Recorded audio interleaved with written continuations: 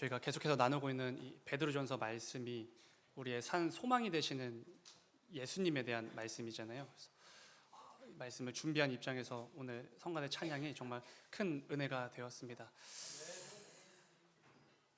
오늘 함께 읽은 말씀을 가지고 하나님께 영광을 돌리는 삶, 이런 제목으로 말씀을 나누도록 하겠습니다. 우리 성도는 하나님께 영광 돌리는 삶을 살아야 될 사명이 있는 사람들입니다. 그리고 여기 계신 분들 중에 이 사실을 모르는 분들은 아마도 아무도 없으실 것입니다. 왜냐하면 우리는 어린 시절부터 이 얘기를 정말 많이 들어왔기 때문이죠. 설교를 통해 아니면 성경 공부를 통해 그 수많은 예배와 모임들을 통해서 하나님께 영광 돌려야 되는 삶, 그게 우리의 삶이다 라는 말 정말 많이 들어오셨을 것입니다. 하나님을 예배하는 성도라면, 그리고 그 하나님이 정말로 살아계심을 믿는 성도라면 이 땅을 살아가는 동안에 늘 하나님께 영광 돌리는 삶을 사는 거 너무나 당연한 것이고 자연스러운 것이고 마땅한 것인 거 우리가 잘 알고 있을 것입니다. 내가 어떤 상황에 처해 있든지 누구와 있든지 어디에 있든지 상관이 없지요. 우리는 늘 하나님께 영광 돌리는 삶을 살아낼 수 있어야 됩니다. 그리고 한편으로는 우리 마음 한구석에 이런 마음이 있을지 모르겠습니다. 정확히 어떤 두려움일지는 모르겠지만 하나님께 영광 돌리는 삶을 살지 않으면 뭔가 큰 벌을 받을 것 같은 그런 막연한 두려움이 우리 마음 한켠에 있을지도 모릅니다. 그래서 마치 대한민국 국민이라면 꼭 지켜야 될 그 의무를 지켜내듯이 성도이기 때문에 하나님께 영광 돌리는 것을 하나의 의무처럼 느껴지기도 합니다. 어찌되었든 하나님께 영광 돌리는 삶을 살아내야 된다는 거 우리는 잘 알고 있습니다. 그렇다면 여러분, 이런 질문을 드려보고 싶습니다.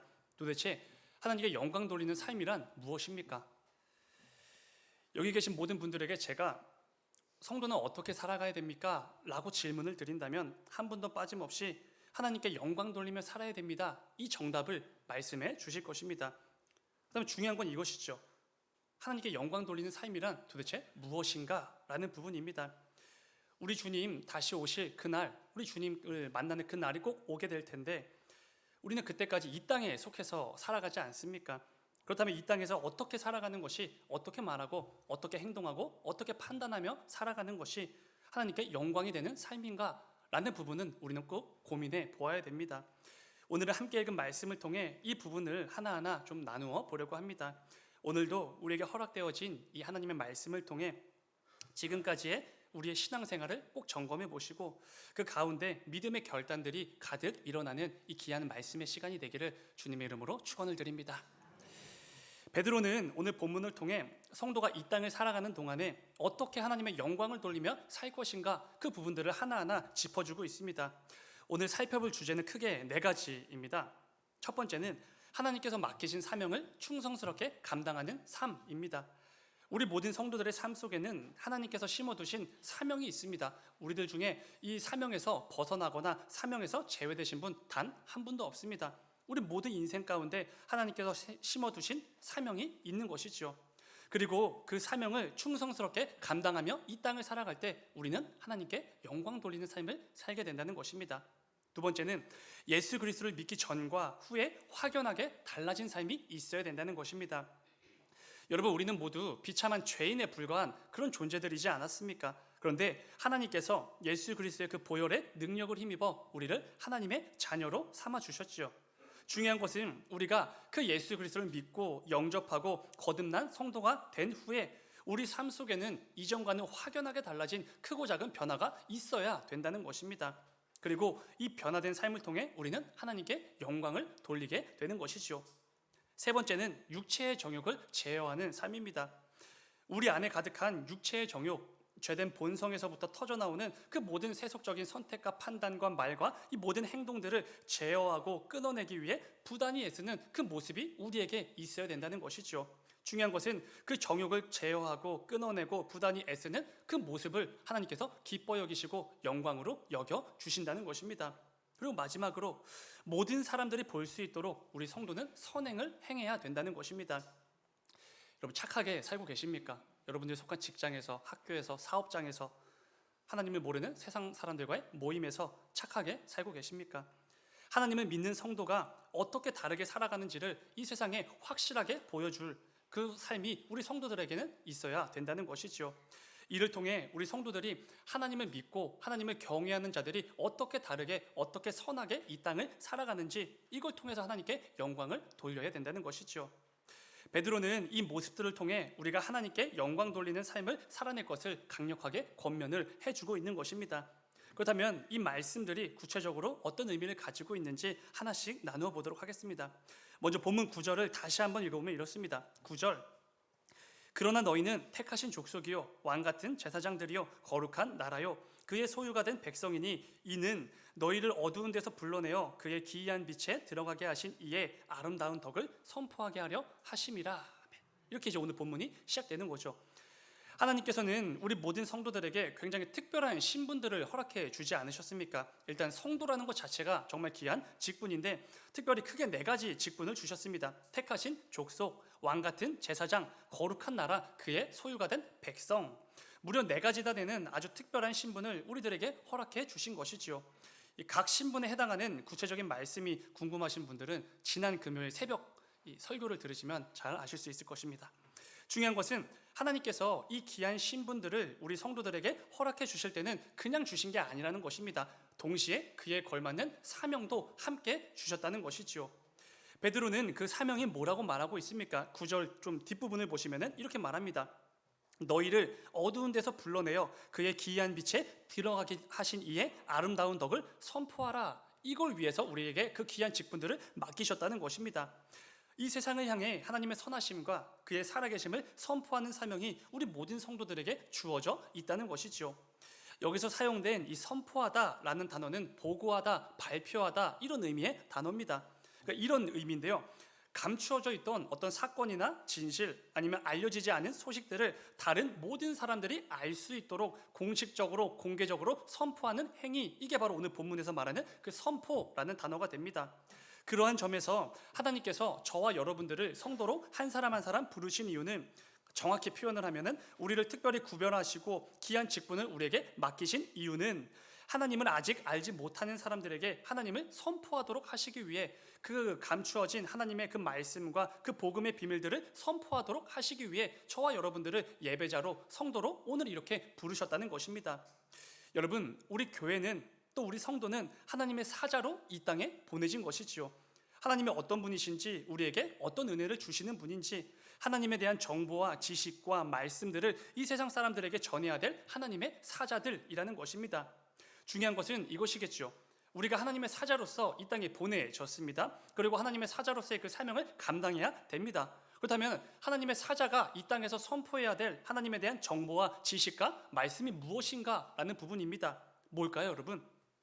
방금 읽은 9절에서 베드로가 이미 말해 주었죠. 9절 좀 중간 부분을 보시면은 너희를 어두운 데서 불러내어 그의 기이한 빛에 들어가게 하신 이의 아름다운 덕을 선포하라 이렇게 말하지 않았습니까? 이런 것입니다. 우리가 원래 거하던 이 어두운 곳은 허물과 죄로 죽은 우리의 비참한 상태를 의미하는 것이지 않습니까? 영적으로 죽은 우리 모든 죄인들의 그 비참한 현실을 가리키는 표현입니다. 그런데 그런 우리들에게 하나님께서는 예수 그리스도의 보혈을 허락해 주신 거죠. 그 보혈로 우리를 살려 주셨습니다. 그 보혈의 능력을 힘입어 죄와 사망으로부터 완전히 건짐을 받아서 어둠에서 빛으로 완전히 옮겨지게 된 거죠. 단 한 번에. 우리는 이것을 구원받았다 이렇게 표현을 하기도 합니다. 영원한 죽음에 처해지는 게 너무나 당연했던 우리 모든 죄인들에게 영원한 생명, 이 구원을 선물해 주신 그 하나님을 선포하라 이렇게 말을 하는 것입니다. 여러분, 우리 성도에게는 바로 그 영원한 생명을 주시는 분, 우리에게 구원을 허락해 주시는 그 하나님을 선포해야 될 사명이 있다는 것입니다. 그리고 이 사명을 충성스럽게 감당하며 이 땅을 살아갈 때 우리 모든 성도들의 삶을 통해 하나님께 영광이 된다라는 것이죠. 베드로가 지금 그 말을 하는 것입니다. 그런데 우리는 종종 이런 오해를 하게 됩니다. 하나님을 선포하고 하나님에 대한 그 말씀, 그 복음을 증거하는 일은 교역자나 장로님들이나 권사님들의 일로 생각하는 것이죠. 특별한 직분을 맡은 몇몇 분들에게 주어진 사명인 것이고 신앙생활을 굉장히 오랜 기간 이어오신 그 신앙의 선배들이 감당해야 되는 것이라고 생각을 할 때가 있습니다. 그런데 절대로 그렇지가 않습니다. 우리 모든 성도들은 아이에서부터 장년에 이르기까지 모두 하나님의 사자로 이 땅에 보냄을 받은 사람들이기 때문에 그렇습니다. 이걸 절대로 잊으시면 안 되죠. 혹시 이렇게 생각하실 분이 계실지 모르겠습니다. 저 같은 사람이 어떻게 그런 귀한 일을 감당하겠습니까? 저는 아직 한참 모자릅니다. 저는 아직 성경을 잘 몰라서 그렇게 하기에는 좀 이릅니다. 라는 겸손한 태도로 말씀을 해 주실 분이 계실지 모르겠습니다. 그런데 여러분, 겉으로는 겸손한 모습이라고 우리가 얼마든지 부를 수 있지만 이것은 엄연히 하나님 말씀에 불순종하는 것임을 꼭 명심하셔야 됩니다. 하나님은 우리들 가운데 단 한 명도 제외 없이 하나님의 사자로 하나님의 그 복음과 예수 그리스도의 그 사랑을 증거하고 선포하는 자로 이 땅에 보내셨다는 것, 그 사명이 우리 모두에게 있다는 것 절대로 잊으시면 안 됩니다. 하나님께서는 우리 모든 성도들의 각자의 삶을 통해서 온 세상에 하나님이 선포되도록 드러내도록 그 사명을 맡겨 주신 것이지요. 저도 하나님의 사자고 여러분 모두도 하나님의 사자라는 것입니다. 예수님께서 이런 말씀을 해 주셨습니다. 마태복음 5장 13절인데 같이 읽어볼까요? 시작. 너희는 세상의 소금이니 소금이 만일 그 맛을 잃으면 무엇으로 짜게 하리요? 후에는 아무 쓸데없어 다만 밖에 버려져 사람에게 밟힐 뿐이니라. 아멘. 아멘. 여러분, 우리 모두는 때가 되면 소금이 되고 상황이 괜찮아지면 소금이 되고 형편이 조금 나아지면 소금이 되고 그런 게 절대로 아닙니다. 우리는 이미 소금으로 이 땅에 보냄을 받은 사람들인 것이죠. 우리 모두는 이미 다 소금입니다. 그런데 이미 소금으로 보내진 우리들이 소금이 해야 될 일, 그 짠만 내는 일을 하지 않으면 어떻게 되는 것입니까? 그 소금은 아무짝에도 쓸모가 없어져서 결국 버려지고 비참하게 밟히게 되는 것이지요. 이것은 우리 성도에게 맡겨진 사명도 마찬가지겠지요. 성도로서 하나님의 사자로서 이 땅에 보냄을 받았습니다. 그런데 그 맡겨진 역할과 사명을 충성스럽게 감당하지 못한다면 우리 역시 아무짝에 쓸모없어서 버려지는 그 소금과 조금도 다를 바가 없다는 것이지요. 사랑하는 여러분, 베드로가 말하는 것처럼 우리 모두는 왕같은 제사장들이지 않습니까? 제사장이 뭐하는 사람들입니까? 하나님과 사람 사이의 중보자 역할을 하는 사람이죠. 하나님과 이 세상을 이어주는 그 역할을 정말 충성스럽게 감당하는 직분, 그게 바로 제사장이지 않습니까? 그런데 하나님께서는 저와 여러분들을 그 제사장으로 세워주셨다는 것입니다. 하나님과 이 세상의 사람들을 이어주는 그 매개체 역할, 그 중보자 역할을 하는 오늘날의 제사장으로서 우리가 그 삶을 살아가고 있다는 것이지요. 여러분, 우리 성도가 아니면 이 세상은 절대로 살아계신 하나님을 누릴 수가 없습니다. 우리 성도가 아니면 하나님이 얼마나 선한 분이신지, 얼마나 정직하고 정의로운 분이신지, 그분의 사랑이 얼마나 높고 위대한지 이 세상 사람들은 절대로 알 수가 없는 것이지요. 우리에게 구원을 주시고 영원한 생명을 주시는 그 하나님을 우리가 선포하지 않으면 세상은 알 수가 없습니다. 우리를 오늘날 제사장으로 세우시고 이 땅에 보내신 그 하나님께서 내게 맡기신 이 귀한 사명이 있음을 분명히 믿고 이 땅을 살아가는 동안 그 사명을 충성스럽게 감당해 나가시는 저와 여러분이 되기를 주님의 이름으로 축원을 드립니다. 내가 다니는 직장, 내가 운영하는 사업장, 내가 다니는 학교, 내가 속한 가정은 여러분 어쩌다 보니 그냥 우연히 속하게 된 게 절대로 아니지 않습니까? 하나님께서 내게 맡기신 사명이 있기에 그 사명을 가지고 하나님께서 직접 나를 그곳으로 보내셨다는 거 꼭 기억하셔야 됩니다. 오늘 말씀을 꼭 붙드시면서 부디 하나님께서 내게 맡기신 사명이 있음에도 불구하고 그 말씀에 불순종하려고 애쓰는 그런 어리석은 삶이 아니라 어디에 있든지 누구가 있든지 꼭 하나님의 그 살아계심을 마음껏 선포하고 드러내는 일에 요긴하게 쓰임받는 우리 모두의 인생이 되시길 주님의 이름으로 축원을 드립니다. 두 번째 나눠볼 부분은 여러분, 우리가 성도로서 하나님께 영광을 돌리는 삶은 이것입니다. 예수 그리스도를 믿고 난 후에 내 삶이 그 전과 완전히 달라져야 된다라는 것입니다. 이 삶을 통해서, 변화된 삶을 통해서 하나님께 영광을 돌리라는 것이지요. 본문 10절을 보면은 베드로 이렇게 말합니다. 10절, 너희가 전에는 백성이 아니더니 이제는 하나님의 백성이요 전에는 궁유를 얻지 못하였더니 이제는 궁유를 얻은 자니라. 아멘. 베드로는 이 말씀을 통해 모든 성도들을 경험하게 될 성도가 되기 전과 후에 전혀 다른 이 두 개의 삶에 대해서 말을 하고 있는 것이죠. 너희가 전에는 하나님의 백성이 아니더니, 여러분 사실 이 표현 참 두려운 말씀이지 않습니까? 우리가 여전히 하나님의 백성이 아니었다면 어떻게 되는 것입니까? 상상만 해도 굉장히 두려운 것이죠. 저와 여러분 모두는 하나님의 백성이 아니었습니다.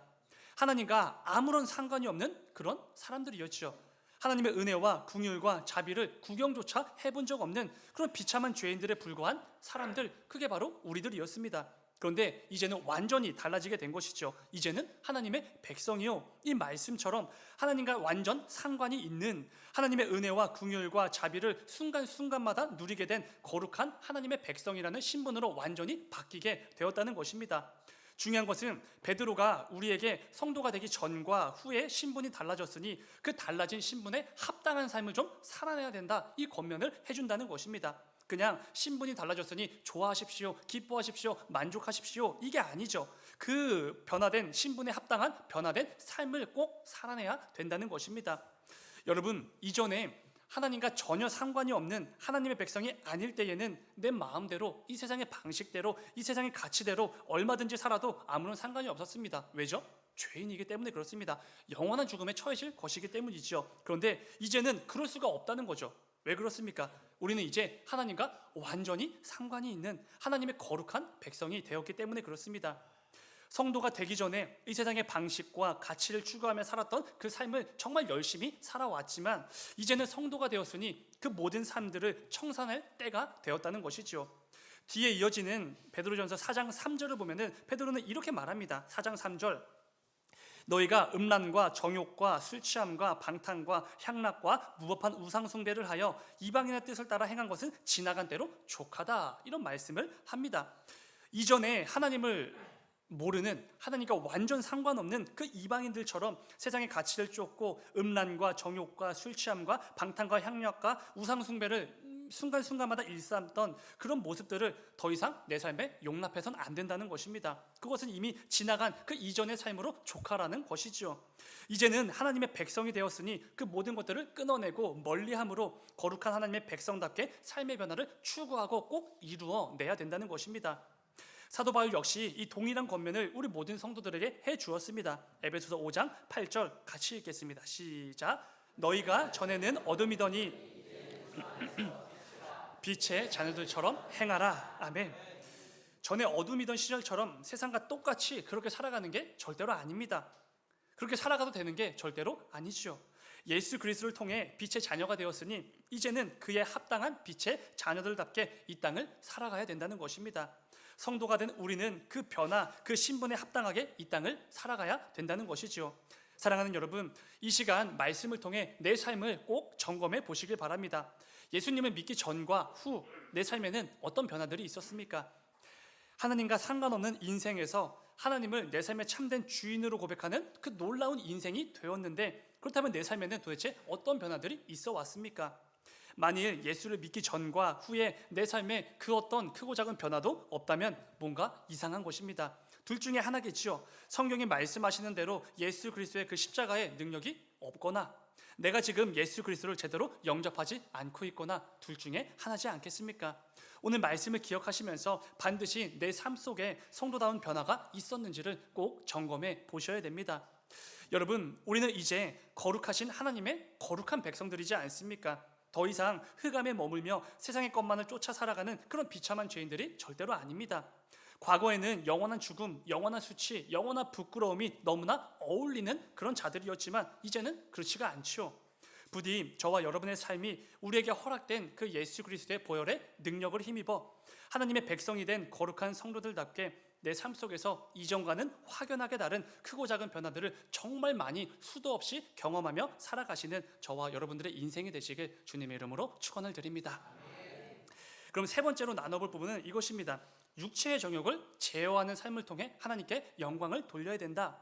본문 11절을 다시 한번 읽으면 이렇습니다. 11절, 사랑하는 자들아, 거류민과 나그네 같은 너희를 권하노니 영혼을 거슬러 싸우는 육체의 정욕을 제어하라. 여러분, 베드로는 이 땅을 살아가는 동안 우리 성도가 마치 거류민, 나그네와 같은 사람들이다 이렇게 말하지 않습니까? 내 집을 떠나서 내 고향, 내 집, 내 본진이 아닌 곳에서 잠시 잠깐 살아가는 그런 사람들처럼 살아가라라는 것입니다. 왜냐하면 우리는 돌아갈 본향이 있기 때문이죠. 우리의 진짜 집, 진짜 고향, 진짜 본진이 따로 있기 때문에 그렇습니다. 하나님께서 사랑하는 자들을 위해 예비해 두신 그 영원한 내 집, 영원한 내 나라가 우리 성도들에게는 정말로 예비되어져 있는 것이죠. 그렇기 때문에 우리는 이 땅을 살아가는 동안 내가 돌아갈 본향이 있기에 거류민, 나그네처럼 살아가야 된다는 것입니다. 빌립보서 말씀을 읽어보면 이렇습니다. 빌립보서 3장 20절, 그러나 우리의 시민권은 하늘에 있는지라, 이렇게 말하지 않습니까? 우리는 여전히 이 땅에 속해서 살아가는 것처럼 보입니다. 이 땅에 시민권을 두고 살아가는 것처럼 보이죠. 어쩔 때는 영원히 이 땅에 살 것처럼 그렇게 살아갈 때도 있습니다. 그런데 우리의 시민권은 실제로 저 영원한 하늘나라에 있다는 것입니다. 절대로 이 땅에 소속된 이 땅의 시민이 아니라는 것이죠. 하늘나라의 시민이라는 것입니다. 중요한 것은 그렇기에 돌아갈 본향이 있는 성도들은 이 땅을 살아가는 동안 본향이 없는 것처럼 여기는, 그러니까 이 땅이 전부라고 여기는 세상 사람들과 똑같이 살 수가 없다는 것입니다. 애초에 이 세상이 전부라고 여기며 이 세상이 영원할 것처럼 착각하며 살아가는 그 사람들과 똑같이 말하고 행동하고 선택하며 살 수가 없는 것이죠. 본향이 있기 때문입니다. 그런데 그렇다면 중요한 것은 이 부분이겠죠. 이 땅에서 나그네와 같이 살아가는 성도들은 세상 사람들과 뭐가 달라야 되는가라는 부분입니다. 돌아갈 본향이 없는 사람들은 세상의 가치와 방식을 쫓아 살아가죠. 그렇다면 그게 아닌 우리 성도들은 뭐가 다르게 살아가야 되냐는 것입니다. 베드로는 11절 말씀에서 그거를 뭐라고 말하고 있죠? 11절 중간 정도를 보시면 육체의 정욕을 제어하는 것, 이게 바로 성도들이 보여주어야 될 세상 사람들과 다른 모습이라는 것입니다. 여러분, 여기서 말하는 이 육체의 정욕이라는 단어를 헬라어 원어로 직역하면 이런 의미가 됩니다. 하나님 밖에서 만족을 얻으려는 욕구, 이게 됩니다. 그러니까 하나님 안에서가 아니라 하나님 밖에서 하나님과 상관없는 곳에서 모든 만족을 얻으려는 그 모든 세속적인 욕구와 욕망을 의미하는 단어라는 것입니다. 대표적인 것들이 돈이나 명예가 될 것이고 세상에서의 성공이나 인정과 안정감, 이런 것들이 있지 않겠습니까? 그리고 이어지는 본문 11절에 등장하는 이 영혼이라는 단어가 굉장히 중요한데요. 육체의 정욕과 대비되는 단어죠. 이 영혼이 뜻하는 건 이겁니다. 예수 그리스도의 보혈을 힘입어 거듭난 우리 성도들의 영혼, 이 영혼을 의미하는 것입니다. 그러니까 앞서 나눈 것처럼 하나님께서 우리 모든 성도들에게 허락해 주신 하나님의 거룩한 백성이라는 그 신분을 얻게 된 상태, 구원받은 영혼, 그 영혼을 의미하는 것이죠. 지금 베드로는 11절 말씀을 통해서 육체의 정욕과 그 구원받은 우리 성도의 영혼을 이게 대조시키면서 등장시킵니다. 근데 여러분, 중요한 문제가 무엇이죠? 이 육체의 정욕이 계속해서 우리의 구원받은 영혼을 공격한다는 것입니다. 계속해서 싸움을 거는 것이죠. 이 싸움은 다른 싸움이 아닙니다. 육체의 정욕이 계속해서 우리 성도의 거룩함을 방해하고 거스르고 제어하게 만드는 그 싸움을 말하는 것입니다. 말씀을 좀 하나 같이 읽겠습니다. 갈라디아서 5장 17절의 말씀인데요, 같이 읽겠습니다. 시작. 육체의 소욕은 성령을 거스르고 성령은 육체를 거스르나니 이 둘이 서로 대적함으로 너희가 원하는 것을 하지 못하게 하려 함이니라. 아멘. 아멘. 육체의 정욕은 계속해서 성령으로 거듭난 우리의 영혼을 거스르고 대적합니다. 공격을 하는 거죠. 이를 통해 우리 성도가 거룩한 하나님의 백성들답게 살아가는 것을 포기하게 만듭니다. 이 세상에서는 거룩이 불가능한 것처럼 여겨지게 부추기는 것이죠. 절대로 거룩한 삶을 이뤄낼 수 없다고, 그러면 정말 큰 손해를 볼 것이라고 계속해서 부추기고 회방을 놓게 되는 것입니다. 내 안에 육체의 정욕이요. 그 결과 어떻게 되죠? 우리는 너무나 쉽게 이 거룩을 포기해버립니다. 마치 그냥 언제라도 내던질 수 있는 것처럼 이 거룩을 쉽게 포기해버리는 것이죠. 이전에 육체의 정욕을 따라서 살던 예수 그리스도를 믿기 전 그 세상의 방식대로 똑같이 살아가게 됩니다. 그런데 베드로는 그런 우리들에게 아주 강력하게 권면하고 있는 것입니다. 그 육체의 정욕을 제어해야 됩니다. 그 육체의 정욕을 거슬러야 됩니다. 그 육체의 정욕을 오히려 방해해야 됩니다. 라는 권면을 하는 것이죠. 내 안의 정욕이 우리의 거룩한 삶을 방해하고 거스르고 제어하려고 애쓸수록, 공격할수록 우리 성도는 오히려 내 안의 정욕을 방해하고 거스르고 제어하려고 애써야 된다는 것입니다. 그게 바로 성도의 삶이라는 것이죠. 여러분, 우리 성도는 하나님께서 내게 원하시는 그 삶의 방향을 깨닫고 그 방향과 일치되는 삶을 위해 부단히 애쓰고 수고하고 인내하는 그런 사람들이지 않습니까? 그런데 이 육체의 정욕이 그걸 방해한다는 것입니다.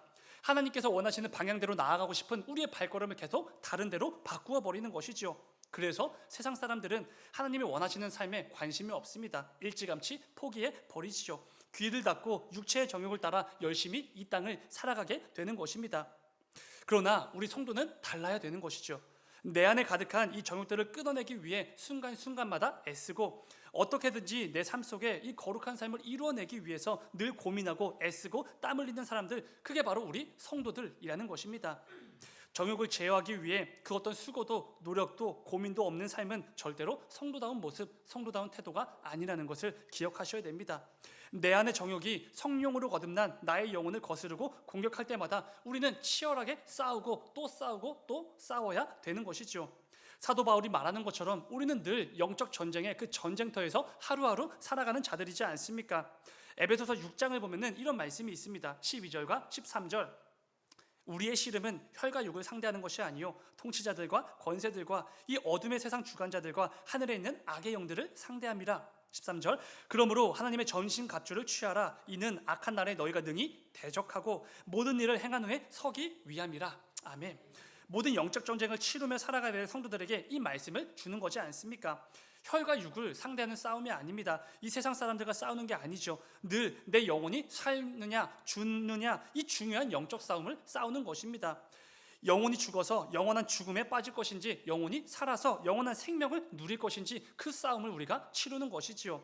그렇기에 하나님께서 주시는 이 전신 갑주로 무장하여서 영적 싸움을 늘 치열하게 싸워내고 승리하고 마침내 서라 이런 권면을 주는 것입니다. 사랑하는 여러분, 오늘 말씀을 기억하시면서 매일같이 치러지는 그 모든 영적 전쟁 가운데 반드시 승리하시는 우리 모두가 되기를 간절히 소망합니다. 너무나 쉽게 포기하시고 너무나 쉽게 패배하고 넘어지셔선 안 됩니다. 거룩한 삶을 살아내려는 내 영혼을 거스르고 방해하고 공격하는 내 안에 가득한 그 모든 정욕을 오히려 제어하고 방해하고 거스르는 이 수고와 땀 흘림이 인내가 꼭 있으셔야 됩니다. 이를 통해 모든 영적 싸움에서 늘 승리를 취함으로 늘 하나님께 영광 돌리는 삶을 꼭 살아내시는 우리 모두가 되기를 주님의 이름으로 축원을 드립니다. 마지막으로 나눠볼 부분은 이것입니다. 성도는 선행을 통해 하나님의 살아계심을 드러낼 수 있어야 된다라는 것이죠. 본문 12절을 보면은 베드로는 이렇게 권면합니다. 12절. 너희가 이방인 중에서 행실을 선하게 가져 너희를 악행한다고 비방하는 자들로 하여금 너희 선한 일을 보고 오시는 날에 하나님께 영광을 돌리게 하려 함이라. 아멘. 정말 귀한 말씀이지 않습니까? 한편으로는 부담이 되는 말씀이기도 합니다. 내 삶을 통해 하나님을 모르는 자들에게 하나님을 알려주고 하나님을 믿지 않는 자들이 하나님을 향한 신앙 고백을 할 수 있도록 해야 되는 것이기 때문이죠. 여기서 말하는 행실을 선하게 가지다라는 표현은 외적으로 나타나는 구체적인 선행, 친절을 의미하는 말입니다. 이를 통해 교회 안에서 성도들끼리 서로 칭찬해주는 그 정도에 만족하는 게 아니라 반드시 교회 밖의 사람들도 성도들의 그 삶을 보며 교회의 그 행실을 보면서 칭찬할 수 있도록 그 정도로 우리가 선행을 행해야 된다는 것입니다. 여러분, 우리는 설교와 성경 공부와 이런 시간들을 통해서 이미 잘 알고 있습니다. 내가 선행을 행한다고 해서 구원받는 게 아니라는 거, 내가 착한 일을 한다고 사람들에게 친절로 대한다고 천국 가는 게 아니라는 거 우리는 잘 알고 있지 않습니까? 내가 어떤 대단한 선행을 많이 행한다고 해도 내가 구원받아 천국에 들어가는 것과는 아무런 상관이 없습니다. 우리는 믿음으로 구원을 받기 때문이죠.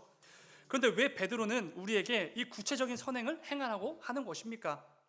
그것도 모든 이들이 전부 볼 수 있도록 외적인 구체적인 선행과 친절과 그 선을 행하라 라는 권면을 하는 이유가 무엇입니까? 다른 이유가 아니죠. 너희 선한 그 행한 친절 그 선을 보고 오시는 날에 하나님께 그 사람들이 영광을 돌리게 하기 위함이다 라는 것입니다. 한마디로 하나님께 영광이 되는 삶이기 때문이라는 것이지요. 선을 행하며 살아가는 내 삶을 통해서 하나님께서 기뻐 여기시고 그 삶을 영광으로 여겨주신다는 것입니다. 여러분, 구체적으로 어떤 방식으로 하나님께 영광이 되는 것입니까? 저와 여러분이 이 땅을 성도로 살아가는 동안 그 삶 속에서 여러 가지 선과 선행과 친절들을 마음껏 행할 때 하나님 모르는 세상 사람들이 그 모습을 보면서 야, 하나님 믿는 사람들은 다르구나 라는 것을 느끼게 되는 것이죠.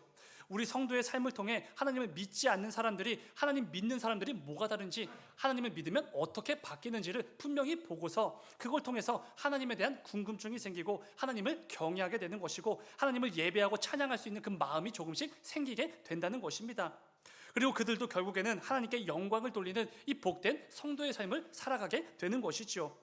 결국 저와 여러분이 이 땅에 모든 성도들이 행한 그 선한 일들을 통해서 하나님께서 영광을 받으시기에 베드로는 성도라면 착하게 사십시오, 선을 행하십시오, 친절로 대하십시오 라는 권면을 해주는 것입니다.